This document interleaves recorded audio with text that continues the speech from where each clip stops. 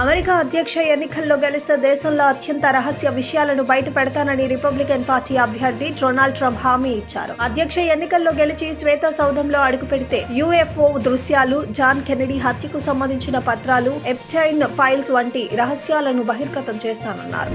Indian airlines కు చెందిన IC 814 hijack వెనకాల పూర్తిగా పాకిస్తాన్ హస్తం ఉందని మాజీ దౌత్యవేత్త గోపాలస్వామి పార్థసారథి పేర్కొన్నారు. విమానం హైజాక్ పై వెబ్ సిరీస్ నేపథ్యంలో గోపాలస్వామి స్పందించడం ప్రాధాన్యత సంతరించుకుంది. భద్రాద్రి కొత్తగూడెం జిల్లా రఘునాథపాలెంలో అటవీ ప్రాంతంలో పోలీసులకు మావోయిస్టులకు మధ్య కాల్పులు చోటు చేసుకున్నాయి. ఎదురు కాల్పుల్లో 6 మావోయిస్టులు మృతి చెందగా ఓ గ్రే హౌండ్ కానిస్టేబుల్ కు తీవ్ర గాయాలైనట్లు సమాచారం. వైసీపీ ఎంపీ నందిగాం సురేష్ ను పోలీసులు అరెస్ట్ చేశారు. అమరావతిలోని టీడీపీ కేంద్ర కార్యాలయంపై దాడి కేసులో ముందస్తు బెయిల్ ను హైకోర్టు నిరాకరించింది. దీంతో అజ్ఞాతంలో ఉన్న సురేష్ కోసం గాలించిన పోలీసులు హైదరాబాద్ లో అతడిని అరెస్ట్ చేశారు.